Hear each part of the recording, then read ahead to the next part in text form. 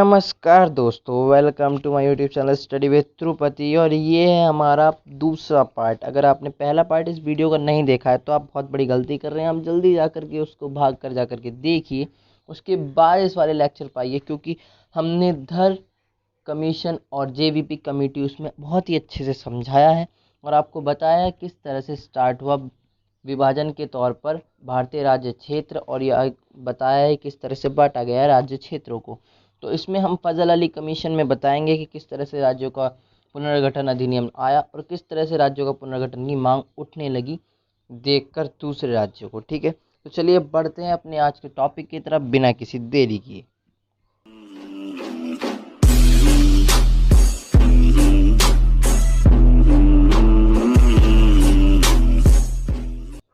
देखिए दोस्तों, क्या कहता है हमारा टॉपिक। पहला है फजल अली कमीशन। लंबी लंबी मोटी मोटी हेडिंग आपको दिखाई दे रही होगी, तो आपको पता है आज हम फजल अली कमीशन पढ़ने वाले हैं। पहले हम देखते हैं इसमें फजल अली कमीशन हिंदी में। आंध्र प्रदेश के निर्माण से अन्य क्षेत्रों से भी भाषा के आधार पर राज्य बनने की मांग उठने लगी।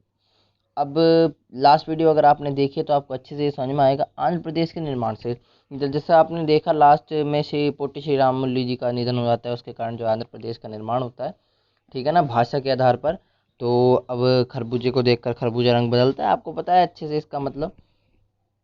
आंध्र प्रदेश के निर्माण में उसी के हिसाब से जो है अन्य क्षेत्रों की भी भाषा पर आधार पर मांग उठने लगी। यानी कि जैसे आंध्र प्रदेश को पृथक किया, हमें भी पृथक कीजिए। ठीक है ना, आप अपने फैमिली में जाइए, मेरे भाई को ये वाली टी शर्ट दिलाई, मुझे भी ये वाली दिलाई, है ना, ये वाली बात तो ठीक है। आंध्र प्रदेश के निर्माण से अन्य क्षेत्रों से भी भाषा के आधार पर राज्य बनने की मांग उठने लगी। इसके बाद भारत सरकार ने क्या करा, भारत सरकार को दिसंबर 1953 को 3 सदस्यीय राज्य पुनर्गठन आयोग, 3 सदस्य समझते हैं, जिसके अंदर 3 सदस्यों और राज्य पुनर्गठन आयोग एक बैठाया, उसकी फजल अली की अध्यक्षता में गठित करने के लिए विवश होना पड़ा। यानी कि फजल अली की अध्यक्षता में गठित करने के लिए विवश होना पड़ा, यानी कि एक और कमीशन बनाने के लिए विवश होना पड़ा, जो कि फजल अली की अध्यक्षता में था। इसके अन्य 2 सदस्य थे के एम पर्णिकर और एच एन कुजरू, हृदयनाथ कुजरू जी, जो एनसीसी के संस्थापक भी हैं। आपको ये बात भी ध्यान रखनी है, ठीक है ना। इसने अपनी रिपोर्ट 1955 में पेश की, ठीक है ना। जो ये कमेटी बैठाई गई, इसने जो है जांच पड़ताल की, उसके बाद इसने 1955 में अपनी रिपोर्ट पेश की और इस बात को व्यापक रूप से स्वीकार किया कि राज्य के पुनर्गठन में भाषा को मुख्य आधार बनाना जाना चाहिए, यानी कि भाषा को मुख्यता देनी चाहिए। अब भाई, ये पिछली 3 कमेटीज़ में पहली कमेटी ऐसी आई है जिसने कहा है कि हाँ भाई, भाषा को मुख्य आधार बना करके राज्यों का जो है पुनर्गठन कर दो। बाकी सबने तो अस्वीकार ही करा है, पिछले जेवीपी कमेटी ने, धर कमीशन ने जो है अस्वीकार ही करा है, ठीक है ना। लेकिन इसने एक राज्य एक भाषा के सिद्धांत को अस्वीकार कर दिया।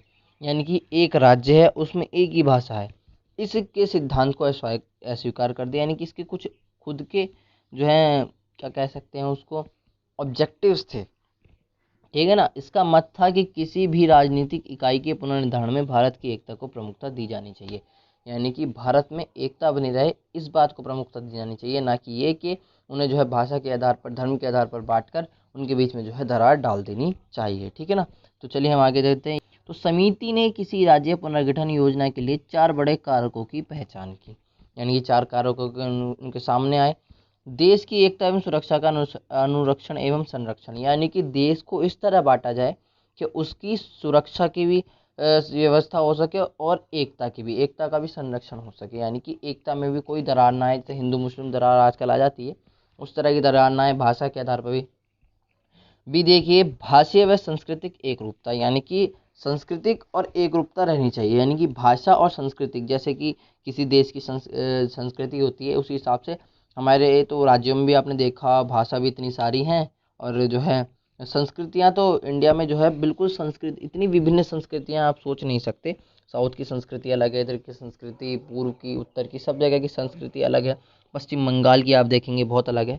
तो भाषीय व सांस्कृतिक एक रूपता के तौर पर इन्हें बांटा जाए, ये बात उसने कही। वित्तीय, आर्थिक एवं प्रशासनिक तर्क, यानी कि उसमें वित्तीय स्थिति, आर्थिक स्थिति यानी कि इकोनॉमिकल कंडीशन, प्रशासनिक तर्क यानी कि जो राजनीतिक तर्क हैं उनको भी जो है अपने जहन में जो है उतार लेने चाहिए। यानी कि देख लेना चाहिए कि क्या क्या उसमें कोई नुकसान तो नहीं है, ठीक है ना। उसी हिसाब से जो है उनको राज्य को बांटा जाए। अभी कहीं ऐसा ना हो कि आप इस राज्य को इस राज्य से पृथक कर दें और फिर ये राज्य हमारा वीक हो जाए, ये स्ट्रांग हो जाए, ऐसा भी नहीं होना चाहिए। पावर जो है बराबर होनी चाहिए। प्रत्येक राज्य एवं पूरे देश में लोक कल्याण की योजना और इसका संवर्धन, यानी कि प्रत्येक राज्य, हर एक राज्य को और पूरे देश में लोगों के कल्याण की योजना और उसका संवर्धन, ठीक है ना, लोगों के कल्याण की योजना बनाई जानी चाहिए और इसका संवर्धन किया जाना चाहिए कि सभी को स्वरूप बांटा जाना चाहिए। चाहे तो आप इंग्लिश में देख लीजिए इस बात को। And the entire country it promotion in every state, यानी कि हर स्टेट में हो, scheme for the welfare of the people it's promotion in every state and the entire country, ठीक है ना।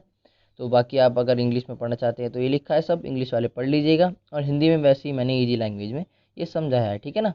चलिए अब देखते हैं। आयोग ने सलाह दी कि मूल संविधान के अंतर्गत 4 आयामी राज्यों के वर्गीकरण को समाप्त कर दिया जाए।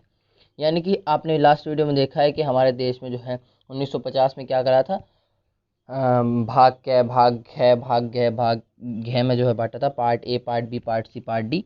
उन सभी को जो है ख़त्म कर देना चाहिए, ठीक है ना। और कितने राज्यों की, 16 राज्यों और 3 केंद्र शासित राज्यों को जो है जो है क्या करना चाहिए, निर्माण किया जाना चाहिए। भारत सरकार ने बहुत कम परिवर्तनों के साथ इन सिफारिश को स्वीकार किया, यानी कि उनको माना तो, लेकिन कम परिवर्तन के साथ, यानी कि कुछ चीज़ें अपने हिसाब से भी ऐड की। राज्य पुनर्गठन अधिनियम 1956 को 7वें संविधान अधिनियम 1956 के द्वारा भाग ख के बीच की दूरी को समाप्त कर दिया गया। अब ध्यान से समझिए, ठीक है ना। भाग क में जो राज्य आते हैं, आपके सामने सुंदर सी इमेज आ गई होगी, असम, बिहार, बम्बई, मध्य प्रदेश, मद्रास, उड़ीसा, पंजाब, संयुक्त प्रांत और हमारा पश्चिम बंगाल, जिसे ना, ठीक है ना। और जो हमारा भाग ख में है, उन दोनों को जो है उनकी जो है दूरी समाप्त करके उन्हें जो है मिला दिया गया भाग ख और ख की। जैसे अगर मैं आपको एक एग्जाम्पल देना चाहूँ तो आपने देखा है भाग्य में भी हमारे, देखिए जो हमारा अजमेर है उसे जो है राजस्थान में ऐड कर दिया गया, जो हमारा भोपाल है उसे जो है मध्य प्रदेश में डाल दिया गया था। आपने देखा भाग्य को ख़त्म कर दिया गया बिल्कुल तरीके से ना, भाग्य को ख़त्म कर दिया गया, यानी कि 2 राज्यों को ऐड कर दिया, ठीक है ना, उसको केंद्र शासित डाल दिया। इस तरह से जो है राज्यों की संख्या को जो है कम किया गया, भाग्य को जो है ख़त्म कर दिया गया, ख़त्म किया गया, ठीक है ना। और भाग्य में जो एक हमारा राज्य है अंडमान एवं निकोबार, उसको जो है केंद्र शासित प्रदेश जो है ये बना देंगे। इनमें से कुछ को पड़ोसी राज्यों के साथ मिला दिया गया, जैसे मैंने आपको बताया, तो कुछ को संघ शासित तौर पर पुनः स्थापित कर दिया गया, यानी कि कुछ को संघ शासित क्षेत्र बना दिया और पुनः स्थापित कर दिया। परिणाम स्वरूप देखना, परिणाम स्वरूप 1 नवंबर 1956 को 14 राज्य, 6 केंद्र शासित राज्यों का गठन किया गया। भाई कितने हो गए, 14 तो राज्य हो गए और 6 केंद्र शासित प्रदेशों का जो है गठन हो गया। अब मैं आपको ले चलता हूँ उन इमेजेस की तरफ जिसमें आपको बताया जाएगा कि कौन कौन से राज्य कहाँ कहाँ कैसे कैसे स्थित हुए, तो आप अच्छे से इसको निहार लीजिएगा, ठीक है ना। तो चलिए देखेंगे अपनी फोटो को। देखिए आप आपके सामने आ गई होगी अच्छे से एक फोटो जो आपने देख रहे हैं, इसको आप इसको ध्यान से देखिए, हम आपको समझाएंगे। स्टेट्स एंड यूनियन टेरिटरीज, ठीक है ना, ये है हमारी स्टेट्स और ये है हमारी यूनियन टेरिटरीज, ठीक है ना। तो आंध्र प्रदेश एक हमारा स्टेट बनाया गया, असम बनाया गया, बिहार बनाया गया, बॉम्बे बनाया गया, जम्मू एंड कश्मीर हमारा स्टेट बनाया गया, केरला बनाया गया, मध्य प्रदेश बनाया गया, मद्रास बनाया गया, मैसूर बनाया गया, उड़ीसा बनाया गया, पंजाब बनाया गया, राजस्थान बनाया गया, उत्तराखंड बनाया गया और वेस्ट बंगाल जो है बनाया गया। और जो इधर की साइड आप देख रहे हैं, ये सारी की सारी जो है यूनियन टेरिटरीज है। Andaman and Nicobar, Delhi, Himachal Pradesh, Lakshadweep, Minicoy and Amindivi island, Manipur और त्रिपुरा, ये सारे हमारे 6 जो है यूनियन टेरिटरीज बनाएंगी। आपको मैंने दिखा दी हैं। अब आप सोचें आप इसको रटना पड़ेगा, तो देखिए यूपीएससी के बच्चे जो आईएएस पीसीएस की तैयारी कर रहे हैं उनको ये एक बार जो है देख लेना चाहिए, फोटोकॉपी उतार लेनी चाहिए। बाकी और किसी को जोड़ डालने की जरूरत नहीं, कोई ज़रूरत नहीं है इनको रटने की, ठीक है ना। तो चलिए फ्रेंड्स देखते हैं अब अपना नेक्स्ट स्लाइड में। अब कुछ ये पॉइंट्स दिए गए हैं कि किस तरह किस राज्य को कहाँ कहाँ मिलाया गया। त्रावणकोर तथा मद्रास राज्य को देखेंगे आप, त्रावणकोर तथा मद्रास राज्य के मालाबार तथा दक्षिण कन्नड़ के कसरगोड़े को मिलाकर एक नया राज्य केरल स्थापित किया गया। जो हमारा त्रावणकोर था पहले आपने देखा है, मद्रास राज्य था, उसको मिलाकर के और दक्षिण कन्नड़ को मिलाकर के जो है नया राज्य केरल बनाया गया, ठीक है ना। आपने देखा उस फोटो में मैंने दिखाया था आपको। इस अधिनियम ने हैदराबाद राज्य के तेलुगु भाषी क्षेत्रों को आंध्र से मिलाकर एक नए राज्य प्रदेश की स्थापना की, यानी कि हैदराबाद जो राज्य था उसको जो है आंध्र प्रदेश से मिलाकर एक नए राज्य की स्थापना की, ठीक है ना। यानी कि आपको पता है आंध्र प्रदेश की राजधानी पहले हैदराबाद थी। उसी प्रकार मध्य भारत राज्य यानी कि विंध्य प्रदेश भोपाल राज्य को मिलाकर मध्य प्रदेश राज्य का सृजन हुआ। जैसे कि मैंने आपको बताया था, विंध्य प्रदेश को और मध्य भारत राज्य को और भोपाल राज्य को, तीनों को मिलाकर के एक मध्य प्रदेश राज्य का सृजन हुआ। उसके बाद पुनः इसने सौराष्ट्र, कच्छ राज्य को बॉम्बे राज्य में, कुर्ग राज्य को मैसूर में, पटियाला एवं पूर्वी पंजाब को और तथा अजमेर राज्य को राजस्थान में विलय कर दिया। देख रहे हैं ना आप, पटियाला और पूर्वी पंजाब अलग अलग थे। पूर्वी पंजाब क्यों? क्योंकि वेस्टर्न जो था, ईस्टर्न तो हमारे पास आ गया था, वेस्टर्न पाकिस्तान में चला गया था, तो उसको पूर्वी पंजाब पहले बोला जाता था और उसको मिटा करके जो है पंजाब राज्य पूरा एक बना दिया। और कुर्ग राज्य को मैसूर में मिला दिया था, मैसूर हमारा एक स्थापित किया था। सौराष्ट्र और कच्छ को बॉम्बे राज्य में मिला दिया था। उसके बाद आपने देखा है अजमेर राज्य के बारे में, अजमेर राज्य को जो है राजस्थान में विलय कर दिया गया, जो अब भी वहीं है। इसके अलावा इस अधिनियम के द्वारा संघ शासित प्रदेश लक्षद्वीप, मणिकॉय तथा अमन द्वीपों का सृजन मद्रास राज्य से काटकर किया गया। पहले लक्षद्वीप, मणिकॉय तथा अमन द्वीप जो है अंग्रेजों के टाइम से जो है मद्रास में माने जाते थे, क्योंकि मद्रास प्रेसिडेंसी उनकी खुद की थी, तो वो अमनदीप, मणिकॉय और अमनदीवी द्वीपों को अपने अंडर में मानते थे। लेकिन उनको जो है भारत सरकार ने अब अलग करके जो है एक नया स्टेट जो है मद्रास जो है राज्य से काट कर जो है नए स्टेट्स यानी कि कह सकते हैं संघ शासित प्रदेशों में जो है स्थापित कर दिया। अभी आप देखिए, a new state of Kerala was established by combining Malabar in Travancore and Madras state in Kasaragod in Dakshin Kannada. ये सब कुछ वही हिंदी इंग्लिश में लिखा है, ठीक है ना। इंग्लिश मीडियम वालों के लिए आप देख लीजिएगा अच्छे से,